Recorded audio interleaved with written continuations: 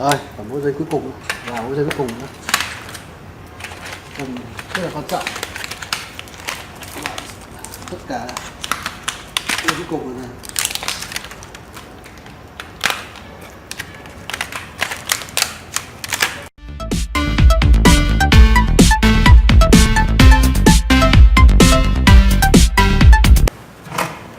Đây mình sẽ vào các bước chờ, còn 3 bước chờ cuối nữa. Đây nó chờ 11 mỗi giây, nhưng mà chờ 11 nhưng mình là 3 bối cho bạn xem mình vào bước chờ nhé.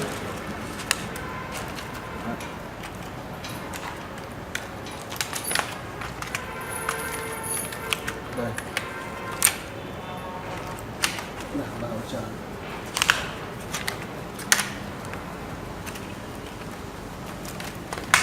Bước trước bước sau khó nhất trong cả cái máy này, tôi bước chờ chờ xếp ở trong, vừa chờ ở bên trong vừa chờ ở bên ngoài, sóng luôn.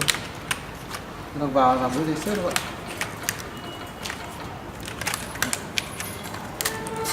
Nhìn cái đào nhé.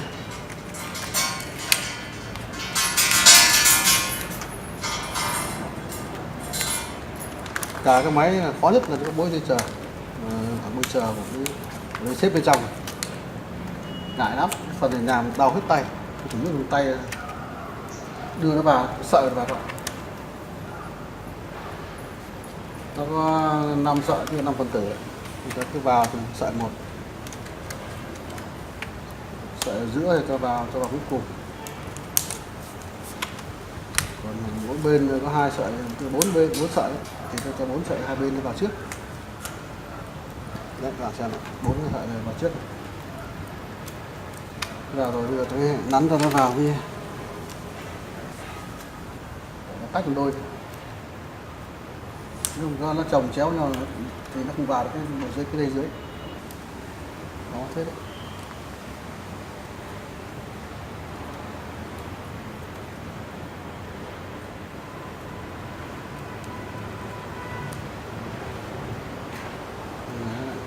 Nó bị chéo rồi.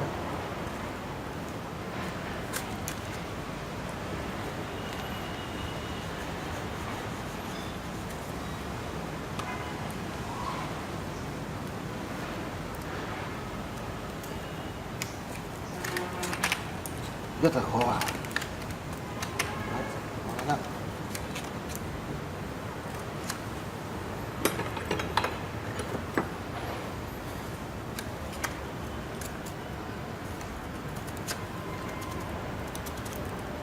rất là khó cho vào, không phải dễ.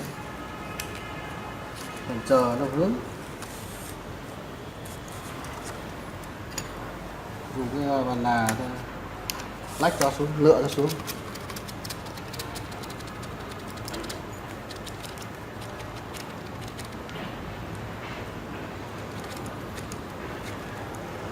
Cả cái máy cuộc chờ sợ nhất, chờ nó bị hỏng cái chập là do mình vào cái dây chờ kém này. Mà người thợ bằng nghề không thì nhìn ra vào cái dây chờ thì biết. Đấy.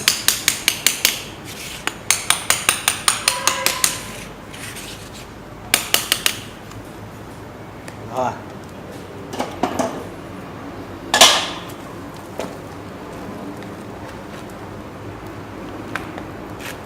Vào xong rồi phải thử chập này. Đi thử chập này. Nếu nó sáng đèn thì coi không được là thôi sửa luôn. Nếu mà được rồi tao cứ vào chân nó. Được rồi vào chân nữa.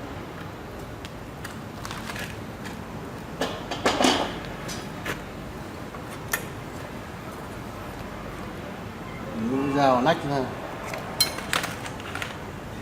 Chủ yếu là dùng tay thôi. Tay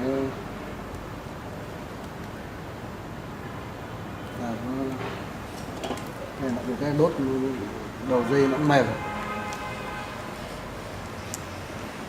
Khi vào chân đâu ta phải đun cái gen nó vào sát đi. Đấy, xem đấy. Đây là cả quá trình làm nó kết lại các bạn xem, nó không đơn giản thế nào. Nó chỉnh cái chân nó vào nó bằng, không thể hụt quá không được. Và thừa được chặt đi rồi sau đó về ta sửa thì nó cụt mất rồi, không còn dây nữa mà đấy. Xuống rồi nó vào đây. Đấy.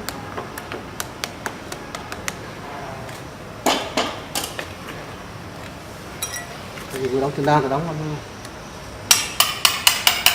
Đấy.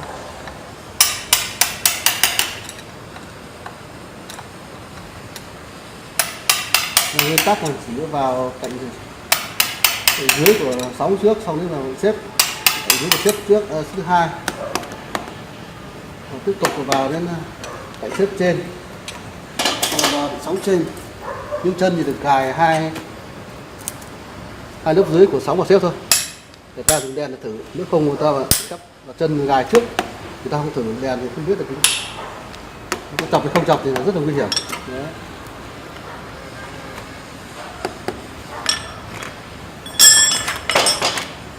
Tách này ra để mũi sau nó vào.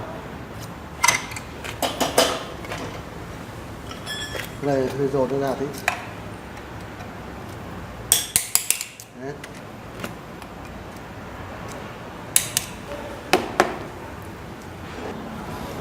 Tiếp theo là vào cái điểm lớp nó không vãi ấy. Đây cái này non bìa thủy tinh, cái này dày 0,2, một lượt, đây 2 lượt là 0,4. Bìa thủy tinh thì cái này nó bị cốt ép nên là cũng buộc phải dùng bìa thủy tinh, tức là nót lớp vào trong sóng với xếp và lớp trên dưới của xếp với nhau, xong là nà thôi, nà phẳng hướng.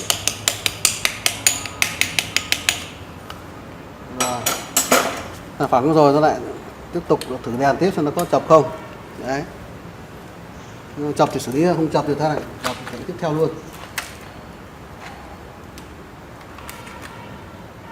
Đây.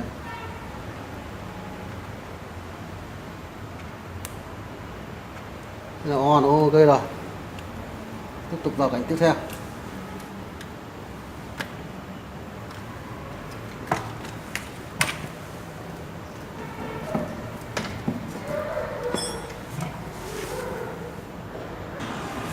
Tiếp tục vào cảnh tiếp theo.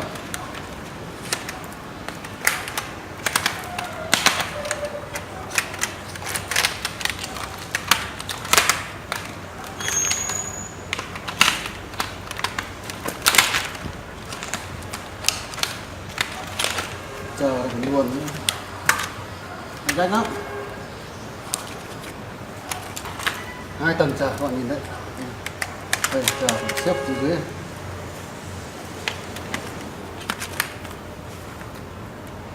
Này hồi đây xếp dưới này, sóng ở trên. Đấy.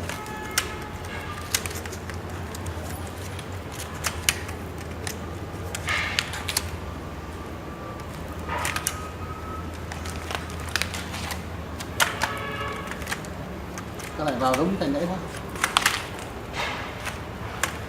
còn 2 cạnh nữa là hết rồi, cao hơi cuối thì còn khó. Nó chỉ băng người ta buộc một cái băng dính vào đây, bây giờ mình làm thì cởi nó ra.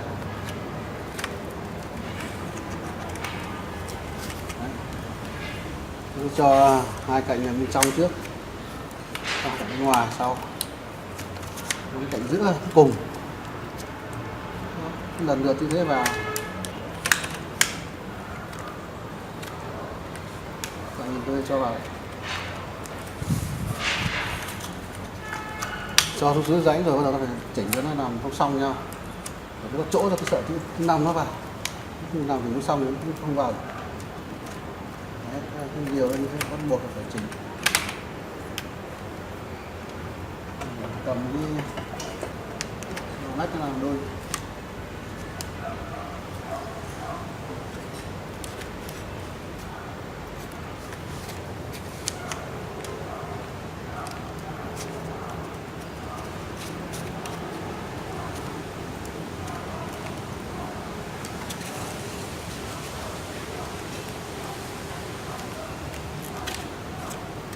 Cho trả luôn.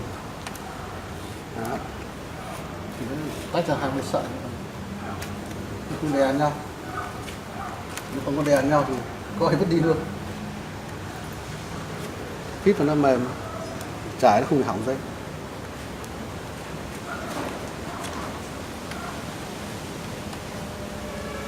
Nếu xong rồi ta cho kíp 5 nữa ở giữa đấy.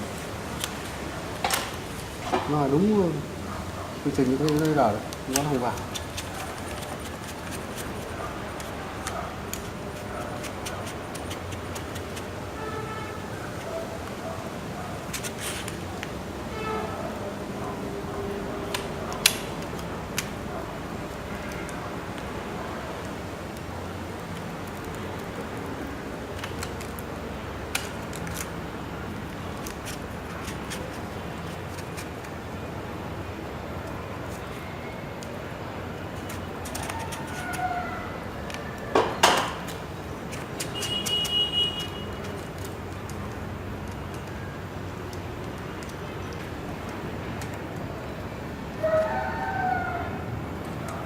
Mình là lựa nó vào như này, lựa kéo không có là chọc rất là dở.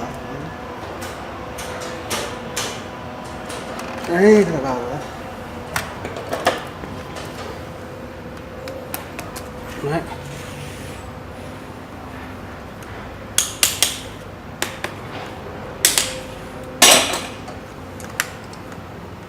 Mình bóc dây ra sóng vào nhau. Đấy.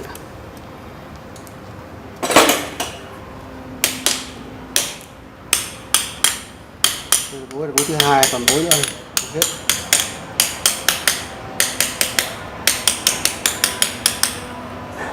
Và bối trời bao giờ nó gian nan và ngại nhất.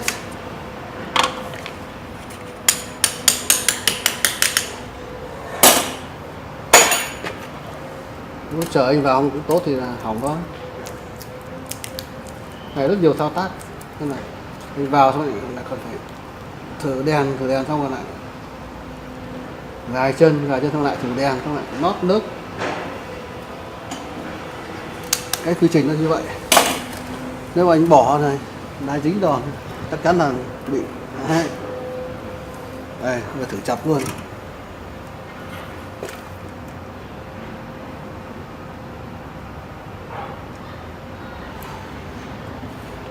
Chân nó chạm nhau làm sáng thôi. Rồi ok là bây giờ để gài chân. Nhất này ra nó vướng tình đó. Nếu mà ta mà hạ nhầm chân ấy, sót chân ấy, là phải làm lại, tháo ra lại từ đầu. Đó là thế. Nên là quá trình vào là cẩn thận.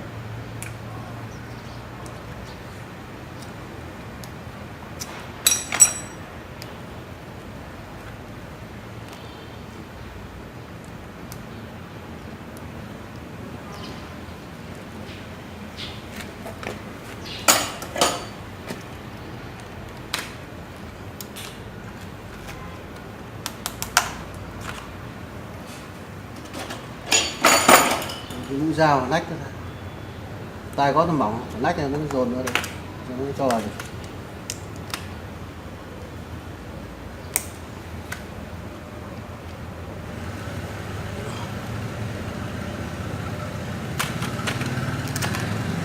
Sắp sửa hết việc chờ là ok. Khó nhất cái dần chờ vào chờ là thì coi như không có gì để sợ.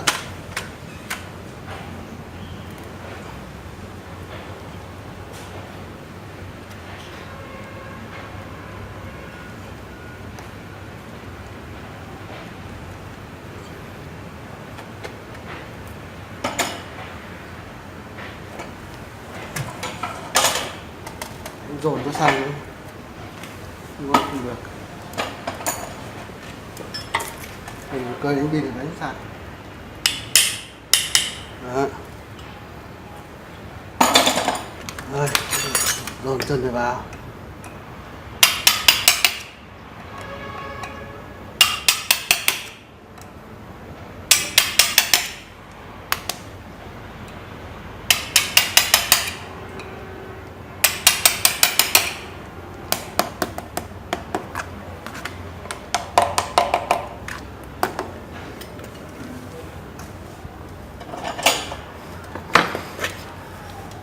dồn này ra, tí bối sau vào.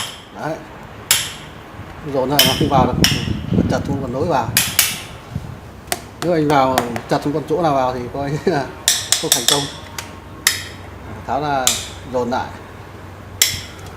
Đấy.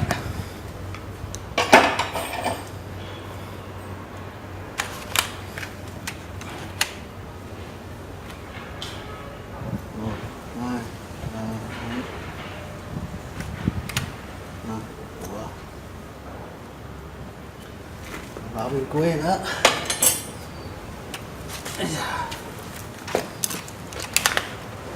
Cuối cùng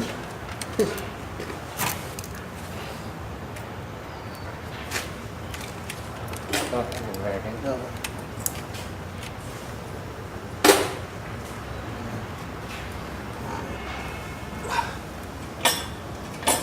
vẫn phải nót liền rãnh nữa. Đây, nót này. Đây, nót cái này. Quên không được, quên là coi đi luôn. Quên là coi là hỏng luôn.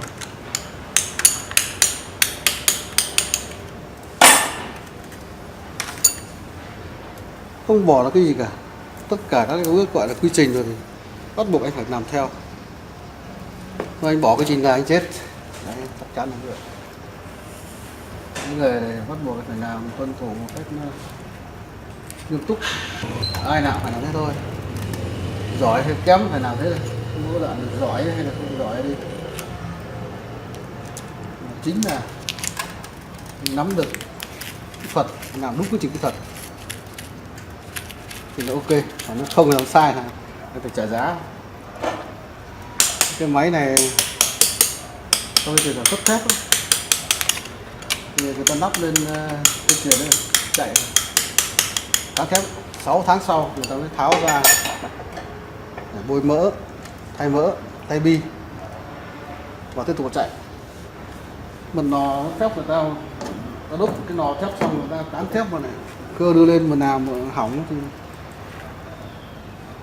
nó thay thì chết, nó bỏ nó thép này chết dở nó không được. Chính vì thế phải làm thật tốt, an toàn thì anh phải tuân theo cái quy trình kỹ thuật, vật liệu đúng rồi này. Anh không được làm sáu tháng, còn nếu không anh sẽ phải trả giá ngay. Rồi, còn mỗi giây cuối cùng và mỗi giây cuối cùng nữa, rất là quan trọng. Tất cả giây cuối cùng này.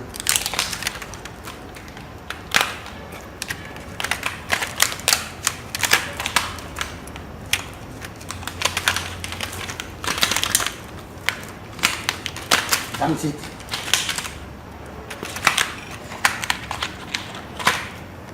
Nếu nó không vào này, đây hàng bao nhiêu tầng.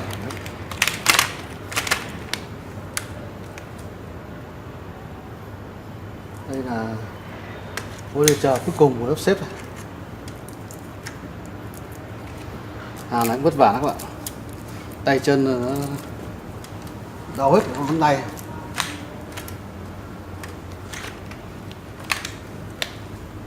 Thì từ cái đầu con móng tay nó vỡ mít, đau lắm. Các bạn thấy nó toàn làm bằng tay, làm cái nốt ngón tay rồi. Banh giấy xong rồi cho dây vào.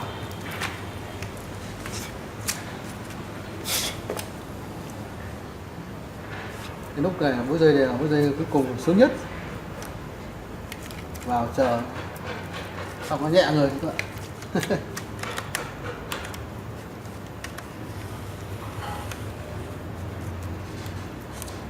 Nó chưa phải là xong đâu, chỉ có vào xuống phần gài nước trên đầu kia rồi này. Rất nhiều cái phần sau, nhưng phần này khó nhất thì nó qua được cái phần này, tốt rồi. Đấy.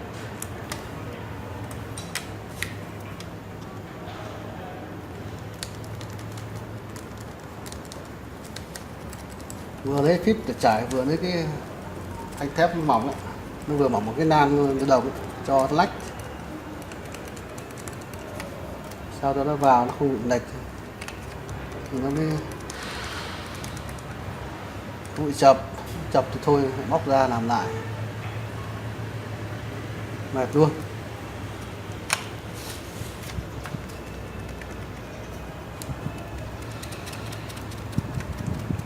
Đấy. ra đúng giữa hàng. Đấy, hai ngàn giữa. Đấy. Thế rồi bây giờ tôi ấn đầu này, tôi ấn vào xuống.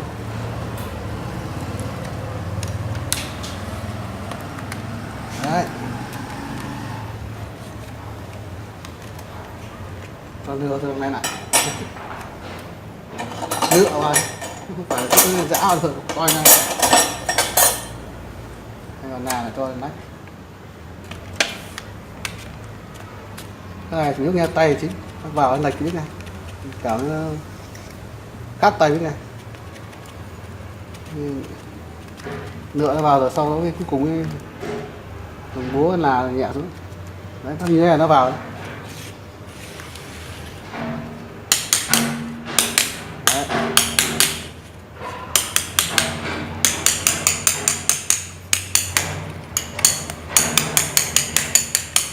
Thế là tôi đã vào. Bây chờ là cuối này cuối cùng đấy. Phần khó nhất thì đã vừa qua rồi.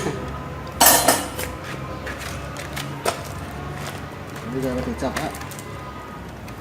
Kiểu gì kiểu anh cứ làm mà thử vẫn bị chập là phải làm lại. Thế nên mình làm tốt nhất là mình cứ thử luôn. Thì là không bao giờ sợ nữa. Biết đâu thử hết luôn.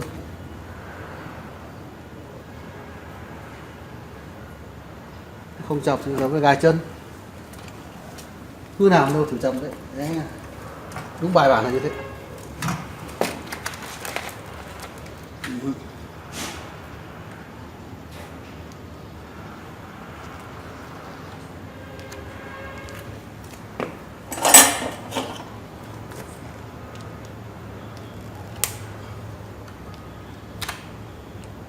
Mình tiền gô đó mà nó đủ chiều dài, không nên chặn đi sau này về sửa chữa nó ngắn mất chân.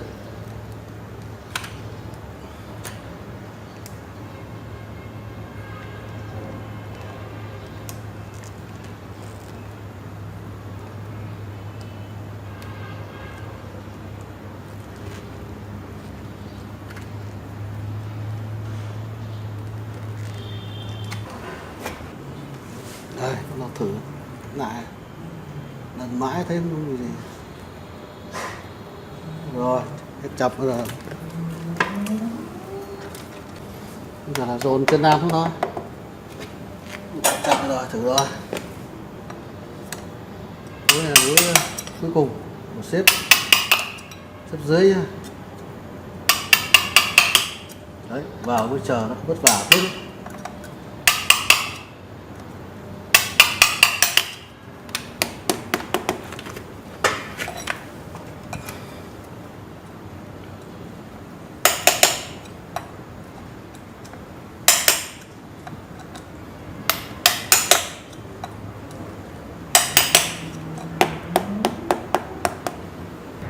Tức là toàn bộ cái búi chờ bộ dây cốt xếp bên trong cho hết vào được ạ. Thì còn lại 11 cạnh chờ bên trên này, nó chưa cạnh chờ trên của xếp trên đấy thì hôm sau sẽ vào tiếp. Và bây giờ chúng ta phải vào hết được các búi dây chờ của xếp này, đấy là tuyệt vời rồi. Phần khó nhất của tôi đã vừa qua rồi. Tiếp theo chỉ còn là gài nút 11 cạnh chờ của một dây xếp bên trên, và tiếp nữa thì là gài hết tất cả các cạnh trên của sóng, rồi là thử chập lại toàn bộ tổng thể với gài chân xếp trước, xong với gài cân sóng sau, còn lại xếp trên và sóng trên là chưa gài chân. Thì các bạn đã xem toàn bộ cái vào dây chờ của tôi. Dây chờ thì khó nhưng vẫn làm được, không phải không làm được các bạn. Kiên nhẫn và làm được. Cái cạnh chờ trên của xếp nó còn các bạn đấy, ở dưới của một dây sóng nằm ở dưới này. Đấy. Bước của xếp nó là 12, 11 cạnh chờ. Tôi đã vào hết mỗi dây chờ và cạnh dưới rồi, cạnh trên nữa không? Đấy, các bạn nhìn thấy chưa?